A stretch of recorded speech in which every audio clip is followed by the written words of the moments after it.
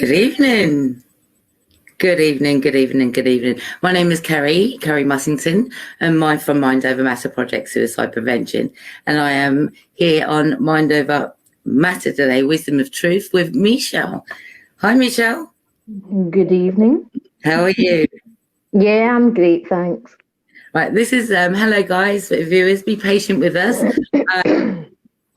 I'm coming from Suffolk, Ipswich, Suffolk, in the UK, and Michelle is coming from Glasgow.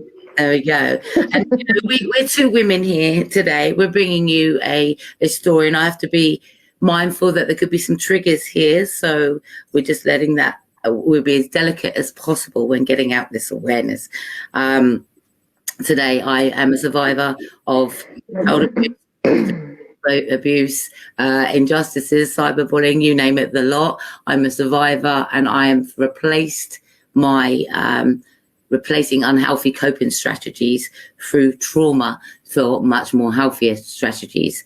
For myself, I am currently, here we go, we freeze on this. I'm currently helping people to understand their diagnoses, particularly borderline personality disorders or emotionally unstable personality disorders, bipolar, and the rest of the diagnoses that come with associated with trauma.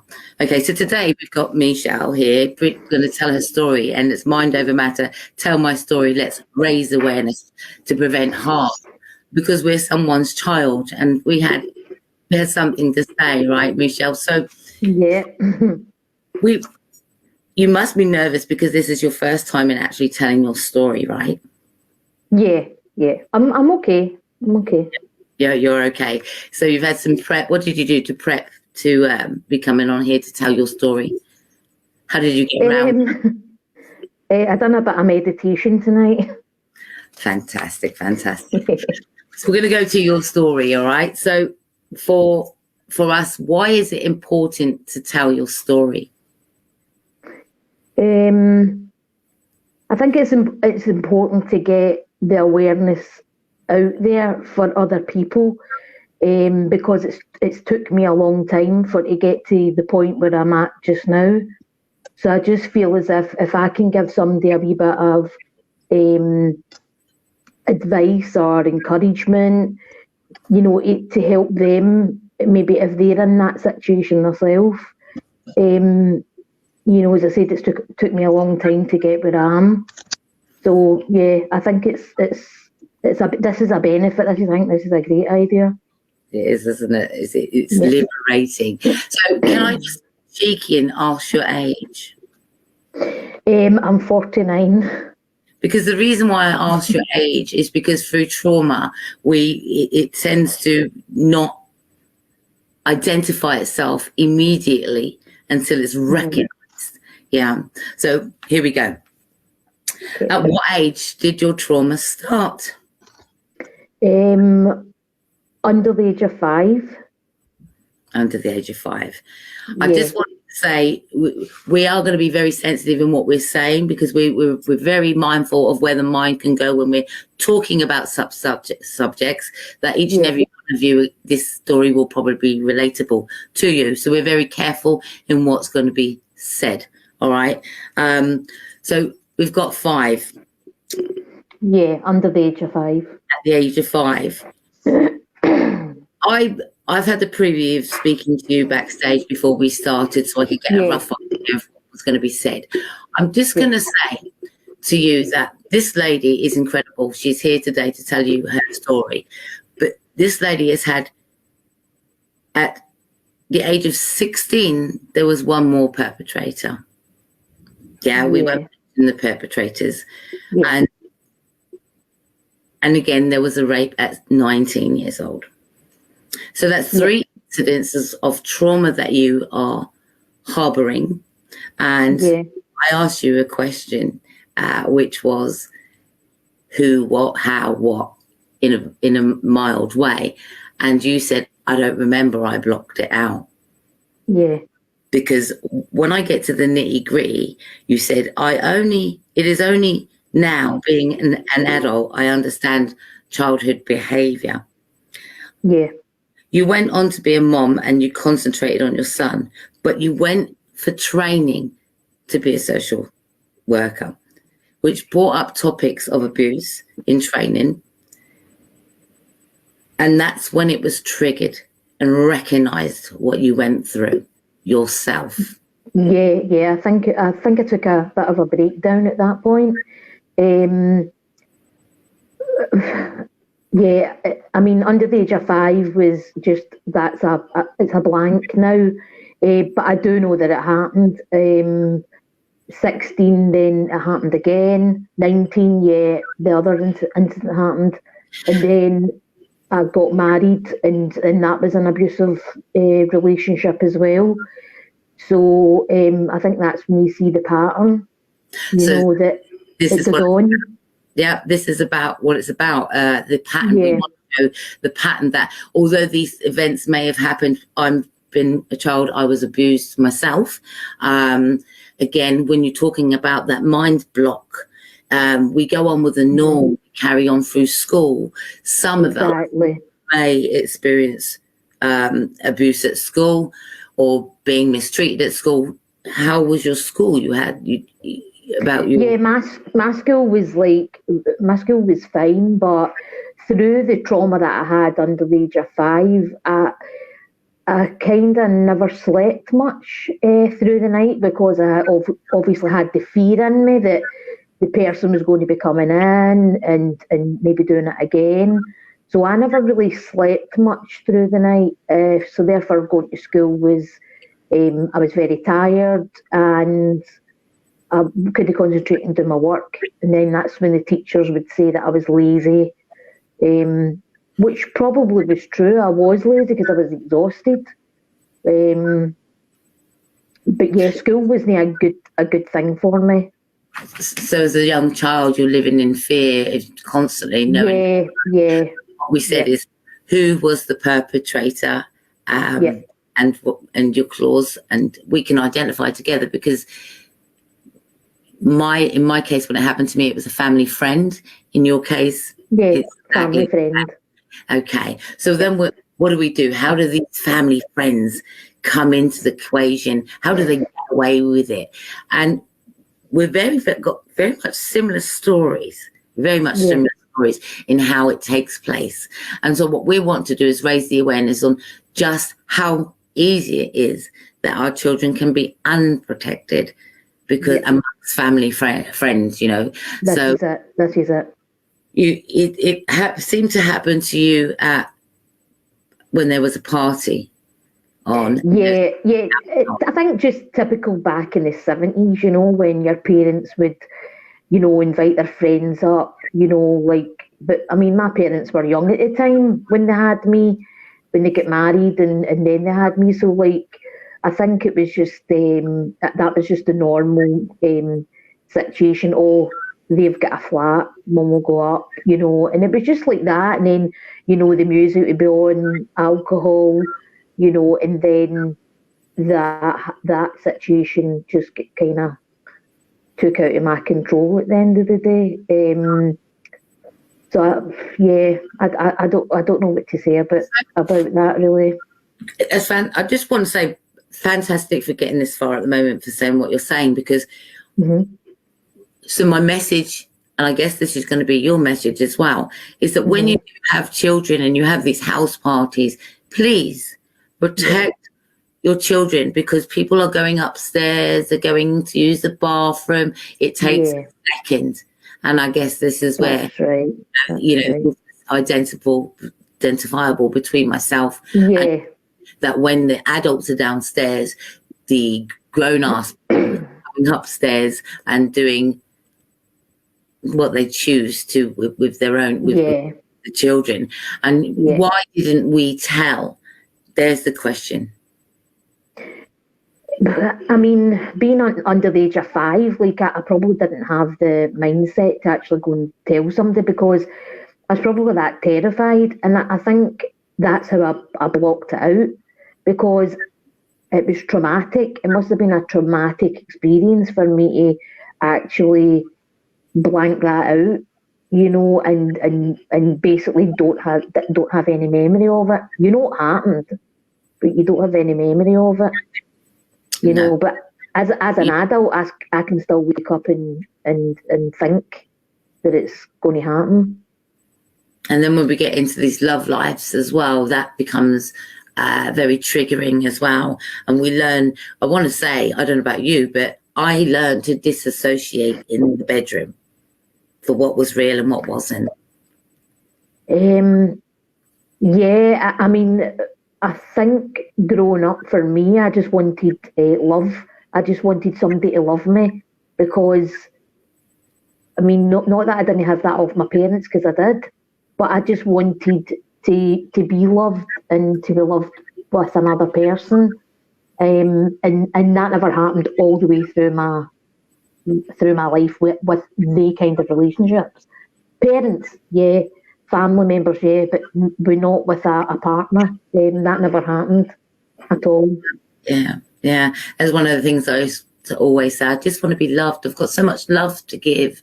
And I think that's what makes people vulnerable as well, because you're just so there, One of the things that I wanted to ask is, although that we do blank, and I always call it, we brush it under the carpet, not knowingly, but it just floods back sometimes. It's what you call the trigger.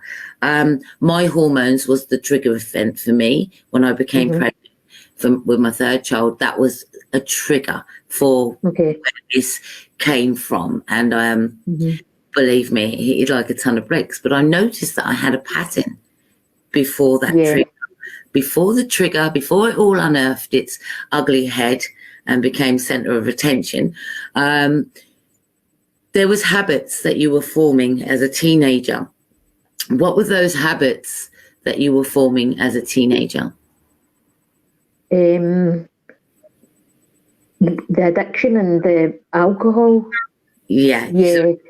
I went through obviously stages of typical teenager, having a drink and taking prescription drugs and stuff like that. And I suppose that was just to kind of block everything out as well. And that wasn't very pleasant. It wasn't very good, at doing that. But it done the job, I think, at the time. And then I kind of ran away at 16. And then I get into like so much other issues with taking drugs as well again, and being in people's flats I shouldn't have been in, and doing things that I shouldn't have been doing. It's called survival. Well, that's it. It's surviving at the end of the day. Yeah, you want to see the places that I lived in. For to get into the flat, you had to kick the door in. That's the type of places that I lived in. I have a laugh about it now because I say, well, it wasn't until my washing went pink I had to run back to my mum's.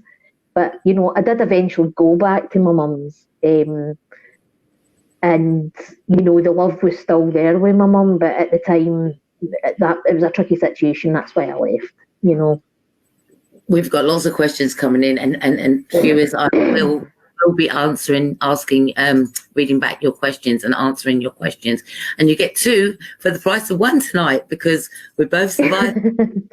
Here we go. 2 different versions. For me, I can totally relate to the blockage and just getting on with everyday life. It just feels like the norm. But there was a telltale sign that you started to, I use the word, for me, I self-harmed a lot. I drank. Yeah. I did things. I was promiscuous because I just wanted to be loved.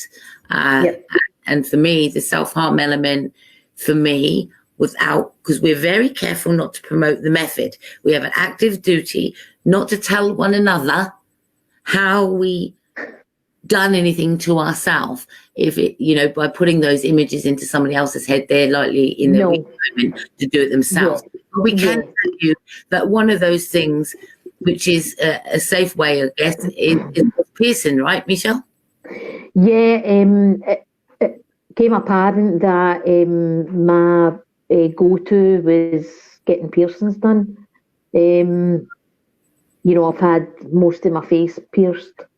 enjoyed the experience of getting it done, and enjoyed the experience of my son and my mother going nuts because I've done it. Yeah, but that was part of my self-harming, and obviously tattooing as well. But don't get me wrong, my tattoos all have meanings to it, so that's the reason why I got them. But that can be part of self-harming as well as getting the both done. Yeah, so totally right. I mean, I guess mine was, without promoting the method, very unhealthy, very, very dangerous. And that went on for absolutely years. I've learned to replace now that negative thinking. Doesn't mean it doesn't come up, because we do have the triggers. And it's the triggers that we're trying to deal with on a daily basis. It's not go away today and you'll be fine next week. It's no. You don't know what you're up against, but we do try to replace that with, well, for me, I'm teaching people to replace the negative thinking with more positive outcomes. Positive. Yeah, exactly. How to read and how to understand what's actually happening to you when we're going through this trauma. So the hardest part is keeping this big secret, although we don't know it's a secret to kill for a while, do we? So you've got this big secret. You've gone into training now, and even like I said, I was training for my HNC and social services. Yeah, and because of the video in the training, that actually just unearthed everything for you. Yep. Yeah. That's when I think I took a breakdown of sorts, because everything just happened at the one time. And I couldn't believe it when I was watching the video. It was a wee girl from America as well. But you know, that way I was like, that was me as a child. Why did nobody see these signs? Why did nobody pick up on that? And it wasn't for my parents to pick up on that. I'm talking about anybody, you know, to pick up on it. The things that, you know, this child done, it was just bizarre, but I knew. I was like, that's definitely me. Yeah. Karen said, how do you deal with people that should have protected you? I've learnt now that like it's not anybody's fault that this happened to me. It's not even my fault that this happened to me. And if nobody was aware that it was going on, and I didn't have the voice to actually actively say, then, you know, I mean, I love my parents, and it's not their fault that, you know, this happened. They just obviously weren't aware of it. Can I relate again, sounding off from my point of view as well? The hardest part is telling somebody when they do find out, did it happen to you? I will say that, and I can say I've been doing this for a while now, that I wasn't the only victim. I'm talking about my own experience. I wasn't the only victim. So when my mother at the time asked me, you know, I've heard this has happened to such and such, has it happened to you? The first thing I immediately said was, oh yeah, I do know about that, but no, it hasn't happened to me. Your mind again shut down from the truth.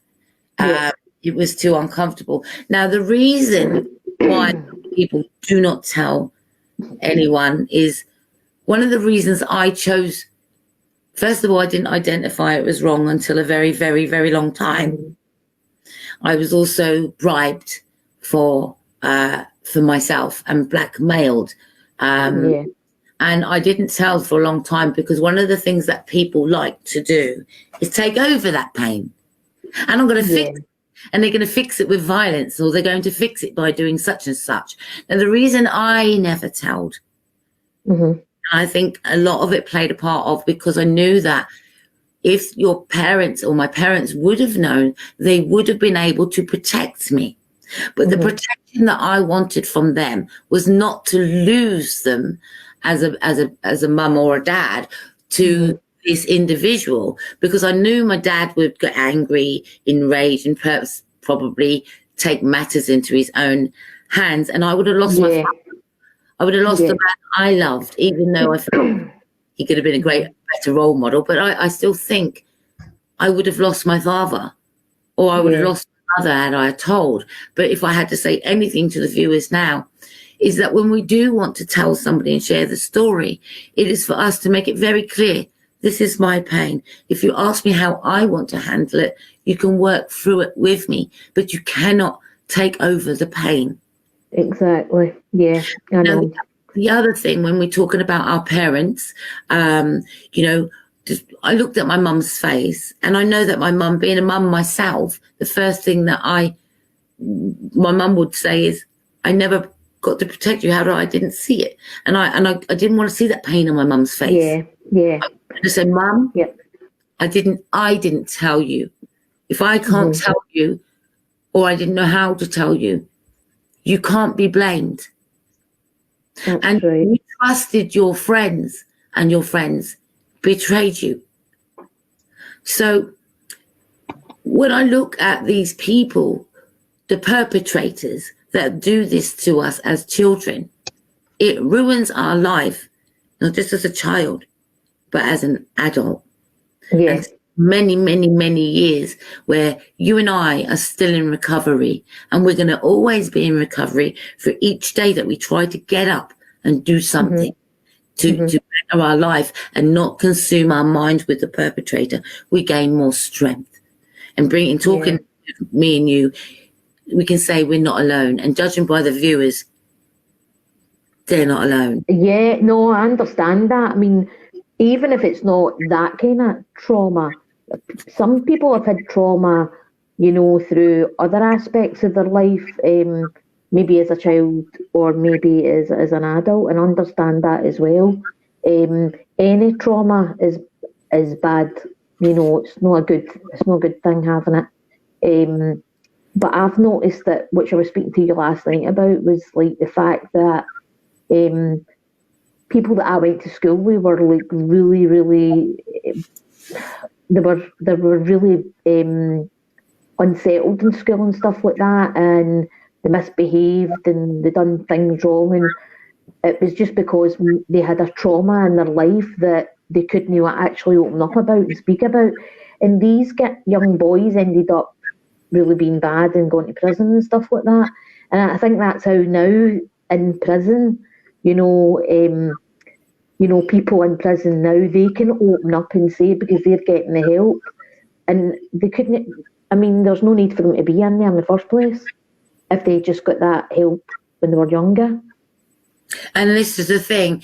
I mean, I'm 51 now, so back in the day, I even though social services were involved with my family, but not for my abuse, not for how even my parent. I will say, when I look into my own parents' history, my mum, she and my father, like that party scene, they were drinking, there was domestic abuse, and there was these crowd of people that are around them. What I know now is that the people that they associate with, that they're not all true colors, and my parents, when I look at my parents' life, had my parents' life been educated, it would have been one less child damage, but they were damaged children that went on to damage through the neglect. Yeah, that's right. Yeah. So I mean, my both parents were the same. They never had great childhoods either, but they turned out okay, even though they didn't have a good childhood, and me and my family, we turned out really well considering what we went through, so my mum and dad were hard workers, and they took us places, and we went places, and we done things, and we had a really good childhood. It was a happy one, but that was obviously something else. Yeah. If I got a message to people, because I just wanted to be so relatable to you, in more than one ways, because trauma is trauma, and a lot of people, they get so hung up on their diagnoses, they don't actually understand what that diagnosis actually means, you know. Social isolation is a big part of pushing the community away. Yeah. Rejection is, again, almost a comfortable zone, and also self-sabotage in some cases. And self-sabotage can come in many, many ways. And we want to love, we want to be loved, but we're afraid to let people in sometimes because we don't know, it's too good to be true sometimes. And we can self-sabotage. And one little thing can trigger us traumatically. And so is learning to manage all of those emotions, the triggers, and you know, people say, know your triggers. There are things that are going to trigger us, and that might be even the way we're spoken to. It may be somebody's opinion is just too forceful for you, you know. And I think for me, I feel like a trapped child at one point, even though I'm an adult body. That inner child never had a chance to be free from harm throughout most of my life.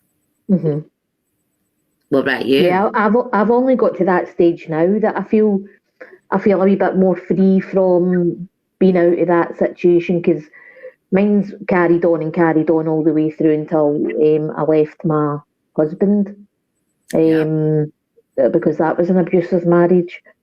So but I was on my own for a long time because I couldn't trust anybody, and I didn't want to.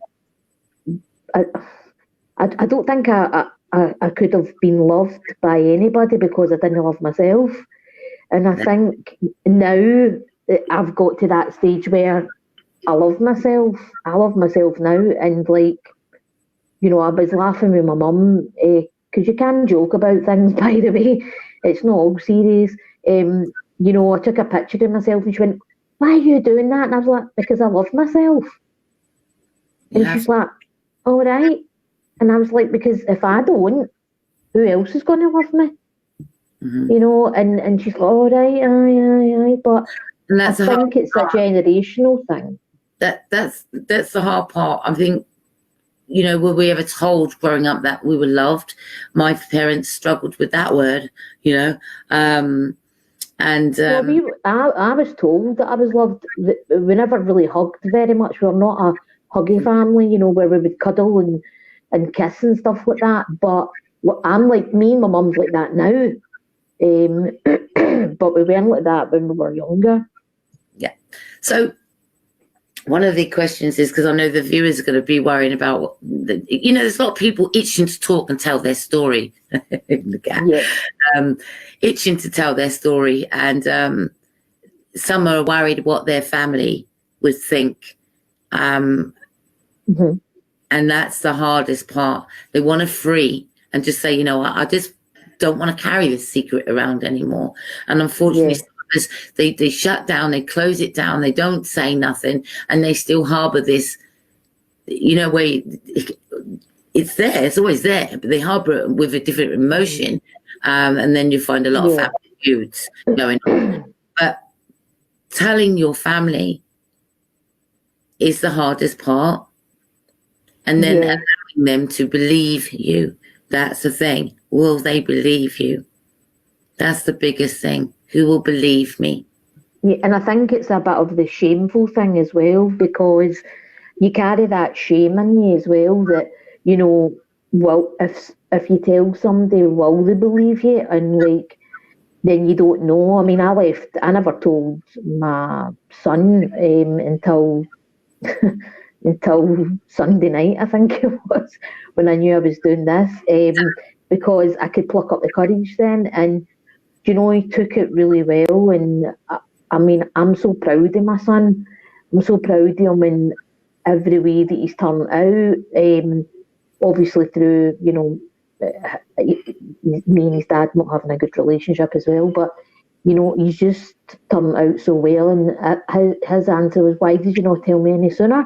And I was like, because I didn't really think you were mature enough for me to actually divulge that, story to you. So he took it really well, and I kind of shed a tear and stuff like that, and I was a bit maybe just a bit upset about the whole thing, but he took it well, and I'm so happy that I've told him now, because I feel so much better that I can just.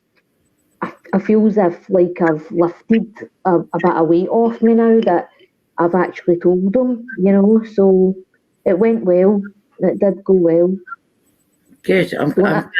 Don't ever be afraid to tell any of your children or your siblings, because you would be surprised how resilient people are to your story. Do you know what I mean? So I wouldn't ever be afraid of that. Yeah. Oh gosh, I'm reading the comments in there. I'm so glad that it went well with your son. One of the things that you was experiencing depression. Could you please explain what depression is? Because I will be absolutely honest with you. Someone said to me they don't understand depression. They've never experienced it, and I'm thinking, surely you have. Surely you have something, but who knows? Please explain what your depression felt like for you, please. Yeah, I've suffered with depression, I think, from as early as being a child, really, through the situations that's happened. But depression's just like a big black cloud that's hanging over you. You will get your good days and you'll get your bad days, but you're always up and down. You're never the one way. And I know everybody thinks, it's like it being on a roller coaster, but it genuinely is like that, because you are up and down and up and down. Plus, I was suffering with social anxiety as well. The social anxiety came into it just 2 years ago, really, because of the, I don't know what to call the person, the perpetrator, from my childhood.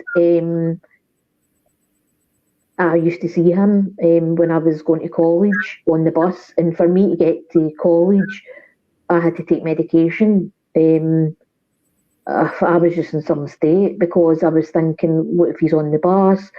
I can't look at him. What am I going to do? And that was hard. That was really hard for me. That's when I was at my worst. It was about 2 or 3 years ago. That was when I was at my worst. Did you ever tell the police? Never told the police, no. Does he still walk around free, or is he passed? No, he still walks around free. So, and that's alarming, isn't it? Because, it's very alarming, because even for myself, people say, why didn't you go to the police? Why didn't you tell someone? And I think it's fear. It's fear, and I don't think I really wanted to put that upon my family, to be quite honest with you, because I think I've came through enough in my life without going through that situation with, not really having the most intimate kind of details of the event. Because when you blank that out, then you don't have any recollection. There's no evidence anyway. I mean, it's a case of, he said, she said, blah, blah, blah. But I wouldn't put that upon my family, to be quite honest with you. I love them too much for to put that upon them.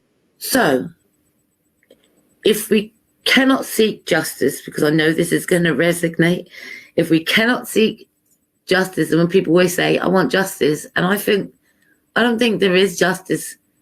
What does justice feel like? What does justice look like when you've got justice, when they're still walking around? What does it feel like?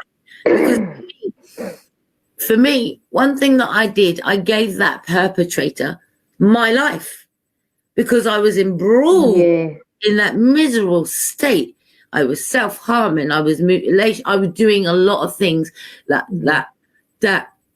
if I had a chance to have been a child untouched. I'm sure I've been very, very successful with trauma-free and learning more. Yeah.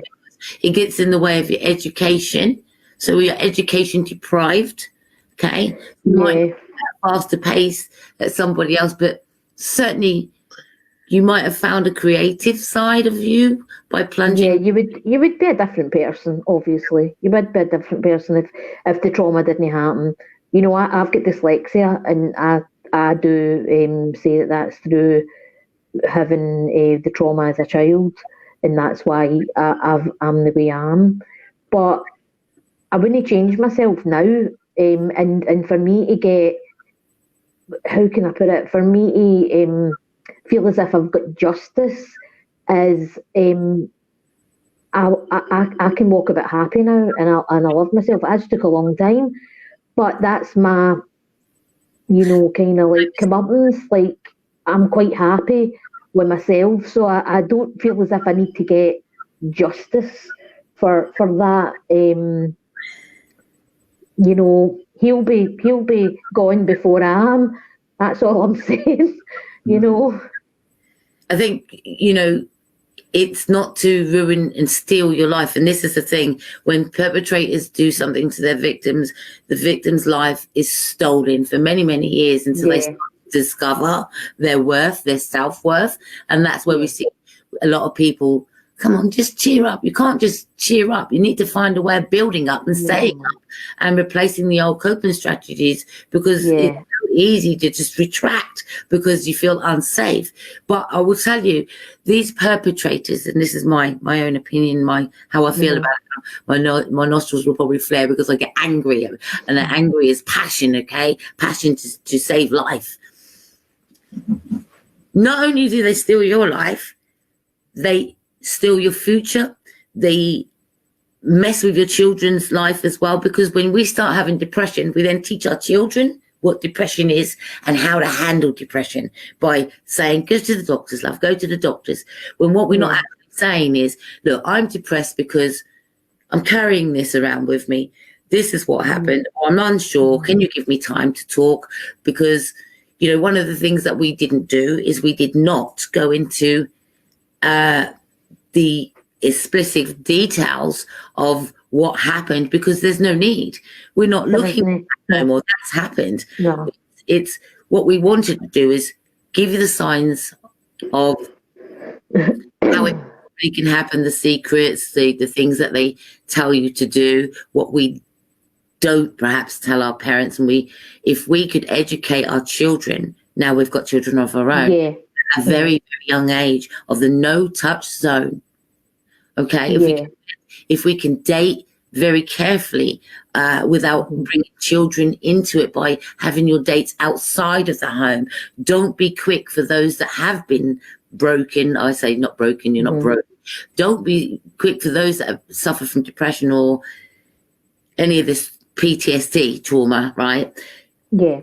So quick to get into those relationships, to play happy families with, maybe if you're single mum or single dad, that you think, come in because you can't get a sitter, or you'll invite them in the house and they'll sneak out and this, that and the other. Don't be so quick to have people in your house dating in that mannerism, because a healthy date will respect your children and will date outside of your arena. And that way it's a proper date as well. You get to know them, because I will understand that when we have post-traumatic stress disorder, along with the side of the labels, which is talking about our emotions, right? The diagnoses all discover about our emotions. When we do have that about our emotions, we can be completely vulnerable and just allow them red flags in, because we're not healed. We're not built up our self-esteem, and we're too quick to want that love. Remember when you said I wanted to be loved? And and that's me. I just wanted to be loved. And next minute, I'm going through the mill of men. I'll be honest. I went through the mill of men. Yeah. Probably my son would tell you that as well. I had my dating scenes and I got it out the roadway, and I was like, that's it, done and dusted, way, happy now. and I can be contented now. I'm contented with myself. Like I can. I don't know how to put it, but like I enjoy my own company. I really do enjoy my own company. Like I love my life right now. I love my flat. I've got 3 cats, and I'm not a lesbian before MD shouts down my throat. I've got a skinhead. I love that as well. I love having my own company, and I love being with myself. And I think once you've done that, I think you can be contented and do anything you want then. But it takes a long time for it to get to that position. It really does. Yeah, recover, regain, and rediscover. That's what I say. I mean, you got some help in towards coping with this trauma and what to do with that and put it in its rightful box, and here we are. I mean, there's a lot of self-help places there, and there's also, you can refer yourself to places that are free. There's loads of ways of I'm just going to say recovery there, but there's loads of ways to get help and that's free. But my final one was I met a really fantastic guy, and he just changed my mindset altogether. Shout out, because he's done wonderful things and he's basically saved your life, so you can give him a shout out if you want to. Yeah, Brian Costello. He's amazing. I did actually message him and say, can I give you a wee shout out? And he's not get back to me. He must be busy. But he's just amazing, and I put that on my Facebook page or put it on yours. Like if you want to kind of show what you can do. Ladies and gentlemen, this is the thing. We're not just two women sitting here telling you a story of trauma to survival. For myself, I took my story and I plunged it into a project that actually helps other people. Hence why I'm here today, actually. I think the preparation into listening to somebody that's been through trauma is that you are very much relatable. If you know, it takes one to know one, they say. So you can know and discover those tricks of the trades that we like to do to keep yourself safe. I can see you. I can see what you're doing. You know what I'm saying? So for me, I'm going to read a few comments out, all right, because the people have been very, and this is my first time being on Mind Over Matter here. So it's quite interesting today, isn't it? And I think you've done amazingly well, Michelle, for your first time. Robert says, brave speaking out. Personally, haven't experienced physical abuse, but have identified. I had psychological. Sadly, had trauma as an adult, but different to experience. Different experiences spoken of. I was fortunate getting a crisis counsellor early. Mine was only near 2 years ago. More shock. Listening today, learning how to deal with trauma, dramatic events in a positive way, and fantastic. Thank you, ladies. Sharing more. We discuss them more. We can help. Absolutely. This is about prevention. If we don't talk, then nothing gets prevented, and then you don't know where to go for the help. I mean, I run freedom programs. You mentioned domestic abuse earlier. That's something again, can be a very common pattern for people that have experienced that they can get into these unhealthy relationships and just say, why is it always happening to me? Well, I can tell you now from experience and from the people that I help, it happens to you because we allow so much. Because again, we don't want people to feel bad, do we? So we're more of the nurses, the nesters, and things like that. And we give, and that's the problem. We'll find that a lot of people take, and they're giving you nothing in return. And that's where boundaries, self-respect, and self-discipline have to come into the equation. Linz, my mum asked me the same question and I said no, exactly the same. She was talking about the disassociation. I use that word disassociation. You might hear it, you might not relate to it. What I mean is the mind will switch down, switch off a question that it's blatantly being asked, which could be the really truth of the matter. But your mind just like, when you're a little kid and you ask the little kid, did you like it? And the little kid just walks away and goes on licking its lollipop. That's the same thing. They hear you, not going to acknowledge it and go a different direction.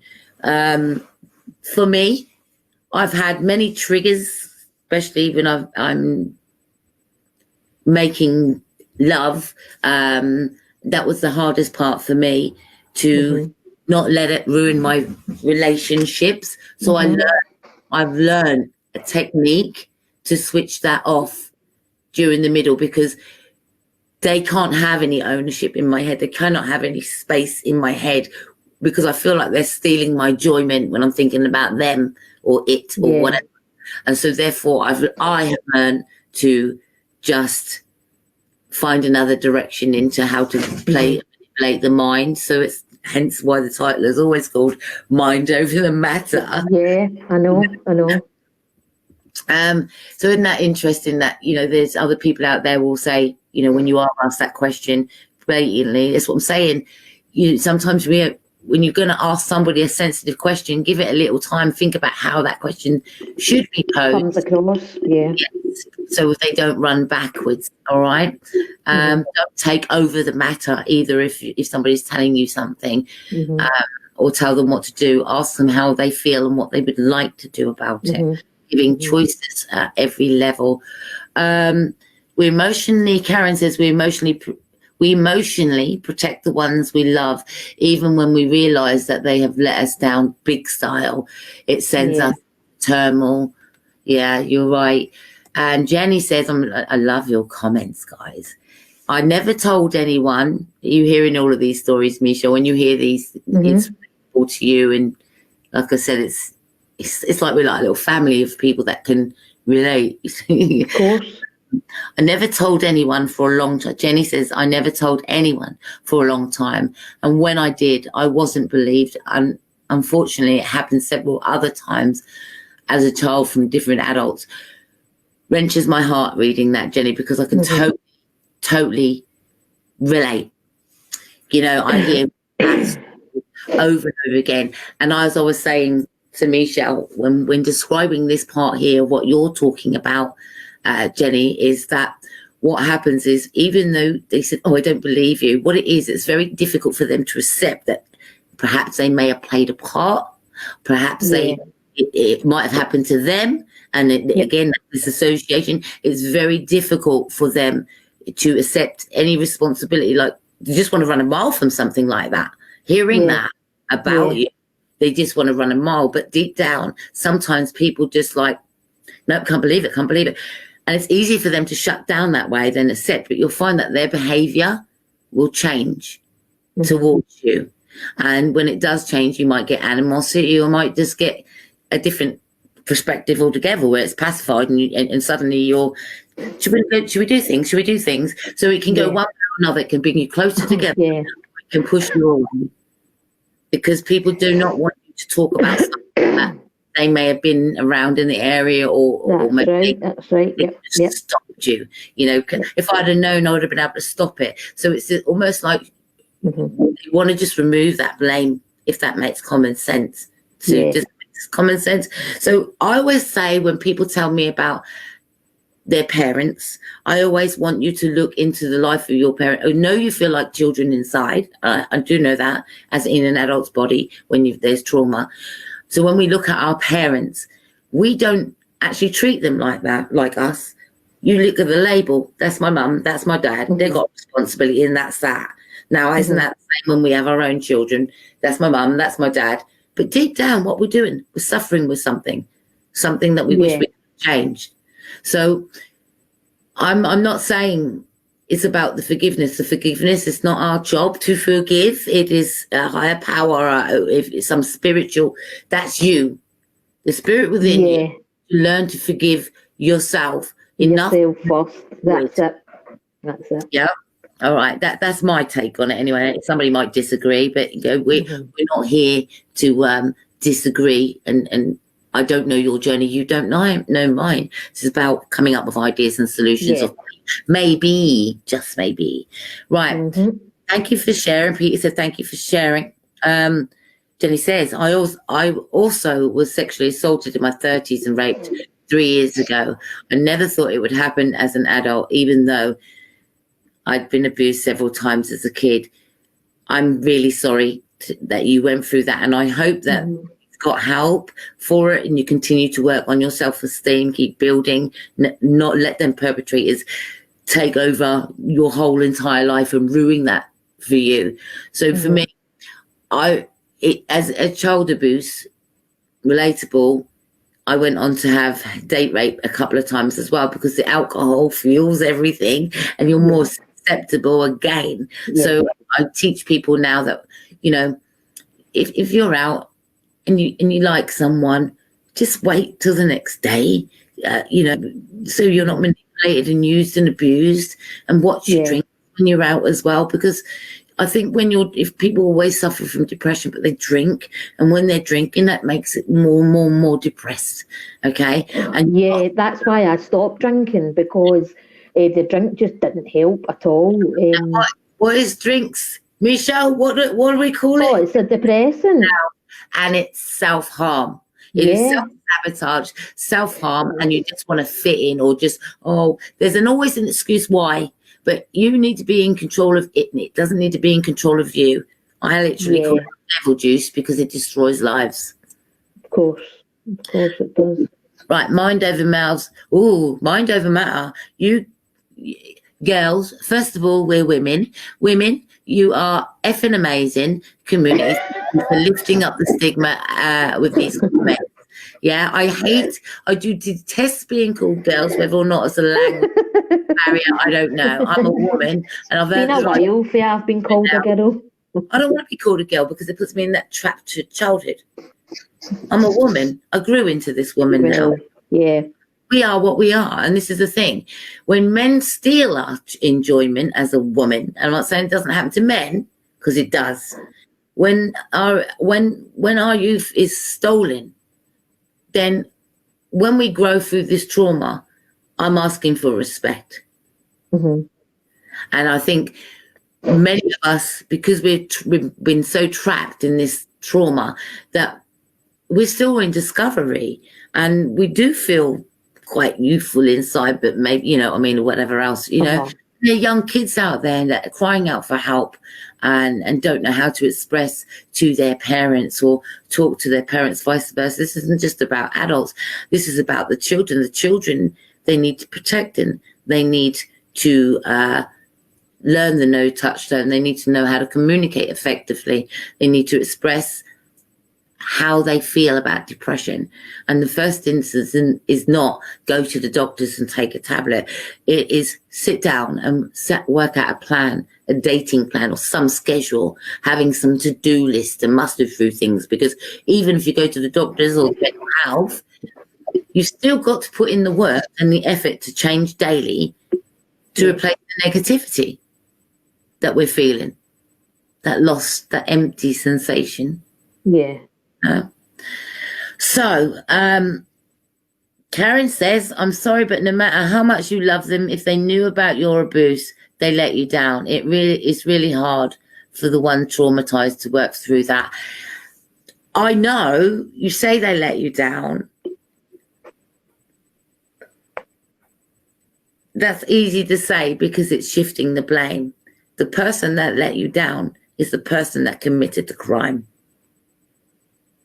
The person that that's my point. Because I for years I felt, well, if it weren't for my mum and dad drinking, that we'd never, you know, I wouldn't have got into domestic abuse if I hadn't seen my parents do it to each other. You know, there's a lot of blame there. And I think if we can recognise it and then shift it by saying, if the help and the education was around there and all of this technology that we have today, they would surely have been educated a lot more to watch out for the signs. The difference is here in 2021 is that we're watching so much more media. We've got mobile phone devices. We've got so much education. We've got awareness. We've got it all at our fingertips, and we are getting educated so quickly. And even Can I just say one thing? Was it a girl, a female that commented? Because I can't see any of the comments. Yeah. I understand where she's coming from, but if I was to have that thought process, then I wouldn't have anybody in my life, because I would then think that everybody let me down, and that is true, but it wasn't everybody. It was that one person that let me down, and if I had that kind of mindset, then I wouldn't have anybody in my life. And I thank my mum immensely for everything she's done for me, because she does feel guilty.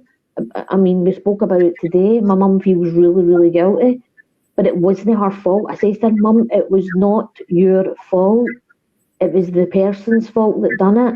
So there's just no way my mum could be to blame for that. It's. I mean, it's easy because I think we use that because we want an understanding of why. Okay, it happened. Why did it happen? What was the signs, and what we're saying is how can we prevent it now from happening further? And this is one way of preventing it. Coming on here, sharing stories. You can prevent it by educating people, but you'll never prevent it from happening. But because it's always still going to happen.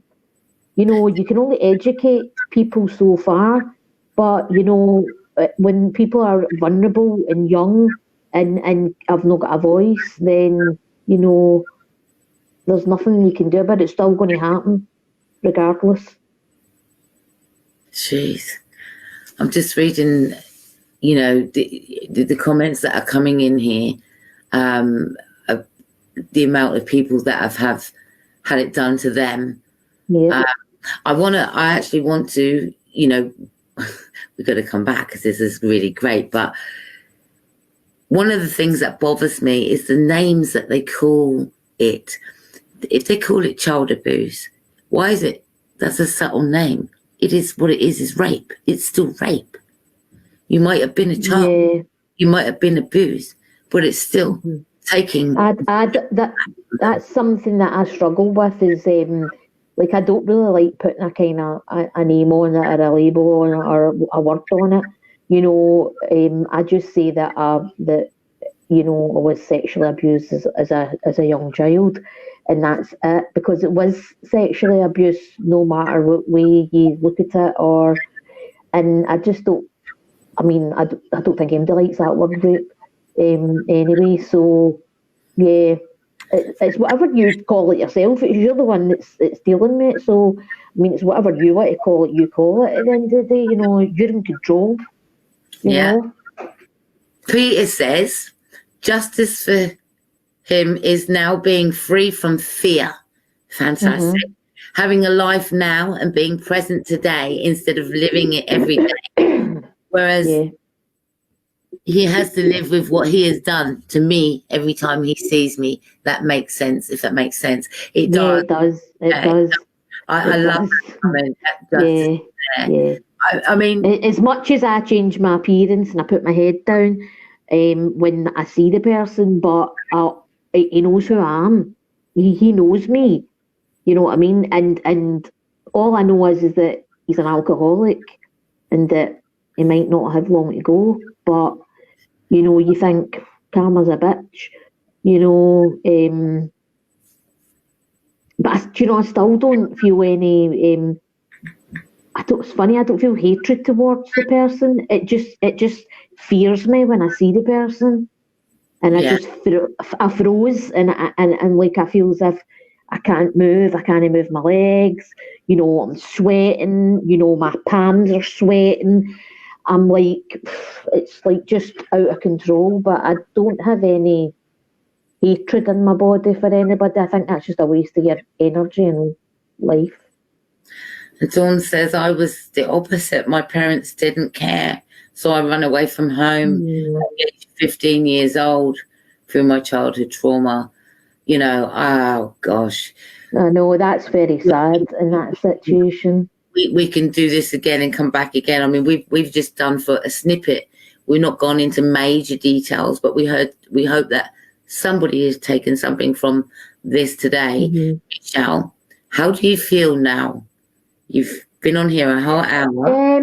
Yeah, I feel great. I mean, I was kind of a bit apprehensive at the beginning, but I'm not seeing what's going on really on Facebook, which is a good thing. And I don't see the comments, so that's a shame that I don't see the comments. But with my dyslexia, I probably wouldn't be able to read it. Yeah. For me, thank you, Karen. Thank you, everyone that's contributed to comments and actually written your own little stories in there of what happened to your journeys. If you've not been helped around any of this rebuilding, I can offer workshops to self-confidence, and I'm sure that Mind Over Matter also has something up his sleeve. Who knows? But I'm also doing in collaboration to raising awareness, because we're not ownership of this information that's happened to us. We've got to tell our story. So if one person is saved out of this by saying, you know what, that's it. No, this is wrong, and I'm going to be stand up and be counted, because I think throughout, I never learned how to say no to people, and I'm only now doing that to claim my. I said that exact same thing to my mum today. I says to my mum, do you know I said no to somebody? She went, well, that's amazing. She went, because I've never heard you say no to anybody. Because I'm always like, yeah, I'll do it. Yeah, I'll do it. Yeah, I'll do it. And that was the first time I said no to somebody. So, I think you need to do that. But if anybody wants to chat or anything like that on Facebook to me, these are welcome to send me a private message, or if you need any advice or any help to go anywhere, or even just a chat over a cup of coffee, I'm more than willing to give up my time, do you know what I mean, for to speak to somebody about whatever they want to speak about. Yeah, and I'm also I'm a not-for-profit Mind Over Matter project, and I'm a not-for-profit organisation that is raising awareness that helps people with the underlying issues of depression, and we don't know what that would be. And maybe you're experiencing online cyberbullying, maybe you're being bullied, maybe you're experiencing domestic abuse. Therefore, we have a freedom program, as called the Freedom Program, to raise awareness against domestic abuse, to get you to understand where it's coming from, so you can remove some of that blame if you've ever experienced it yourself. Maybe you're not holding down good relationships, maybe you've got relationship issues, maybe you're being domineered, who knows? But that can come when you've been a victim of trauma, that you get bullied again. So therefore, we've got to be careful that you're not manipulated, and that the help is available. Like I said, you can reach my project at www.momproject.co.uk with solution focus to resolving some of your issues. And again, if anybody's willing to work alongside me and build up the community, build yourself up and come up with ideas and just have something to do. Because I think one of those things about depression, is that, and time management, is that if not spent time wisely, we go over and we've got too much time to think. We need to feel useful. I needed to feel useful. So I give back now, because I didn't want anyone to feel or go through what I went through. It's not just a one incident, it's years that it takes out of your life. You're looked at differently sometimes, even in the mental health services, that as trouble sometimes, because you don't know how to communicate effectively. And when people say, oh, she's swearing at me, the way I look at it is, it's not swearing. It's a telltale sign, love. That one is annoyed. Maybe I haven't mastered how to talk properly, which is one of the things I did. But this is all part of communication, knowing how to handle the emotions accordingly without losing temper, without getting upset and frustrated, because that's one of the things when you're struggling to be honest, or struggling to say something that you really want to, we harbour it forever for quite a long time. It starts to affect our mental health. Our anxiety increases because we just know we need to say something, but we're just uncomfortable with saying or doing something. So anxiety, have you ever been taught the breathing exercises, Michelle, for your anxiety? Yeah. I've done all of that. I'm quite up on my meditation and stuff like that, and also I'm going to do a self-sabotage course, which is through meditation as well. And I never done it a couple of years ago because of I was going through a really bad patch and it just wasn't the time for me. So yeah, no, I love it. I love the mindfulness and doing all the meditation stuff. I think that helps quite a lot. Mm-hmm. So final word for you, your advice to anyone out there. This is your moment. My advice is that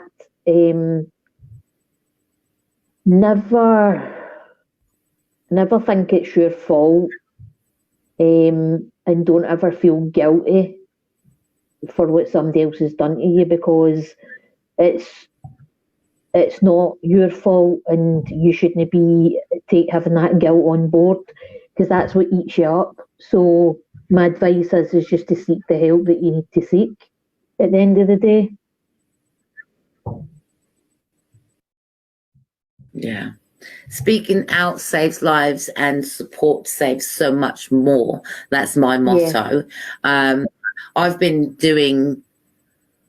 started off with helping the homeless. I wanted to know why people were homeless, and that's all going to go back down to all of this trauma, child abuse, triggers, things.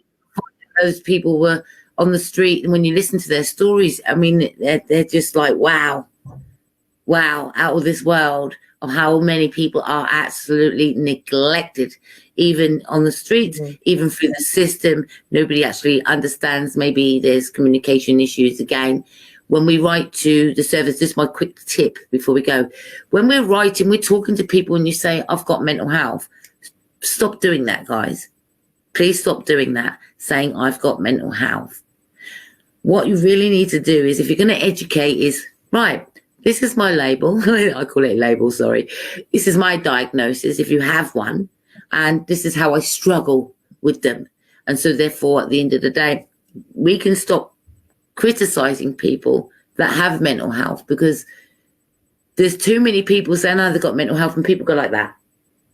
It's not that you've got a mental health. You might suffer from depression, or anxiety, which is fear, and you might want some help into just maybe someone give you time. So if could you just be patient on the phone while I explain what I need? Because when I'm taking phone calls for myself, my anxiety increases. I get that lump in the throat where it's just like, and I then get very tearful and quite frustrated, because I'm thinking, are they going to believe me? Are they going to believe me? I still, at 51 years old, still struggle with those emotions. I'm not perfect, but I'm managing them much, much better. So for me, it's replacing negative thinking. I don't like to put labels on what the meaning of, or what it is. It's negative thinking to a more healthier lifestyle. Instead of sitting there in four walls, it's finding something to do. Maybe you could volunteer for a charity or something like that. Maybe you can get involved with open talk groups. Maybe you can set up a group yourself. Maybe you can do anything, because everything is possible. Don't put any limitations on your abilities. Do what you set out that you wanted to do, and that is to put yourself first. I don't know where Jay's gone, but I think that you've done incredibly well. Don't suffer in silence. That's the big one. That's it. So, right, we've been put on this platform today to just fill you in, and raise awareness. And I think we'd better leave now and say thank you so much for your support in listening, for supporting what Jay's do with Mind Over Matter. Thank you for supporting Michelle in her first live appearance. And I know it's not going to be the last. It's certainly not going to be the last. If you do have any questions around mental health, and particularly around borderline emotionally unstable personality disorders, those, if you've got new labels, then I'm happy to answer any of those questions round about those diagnoses as well, which are about regulating your emotions. All right.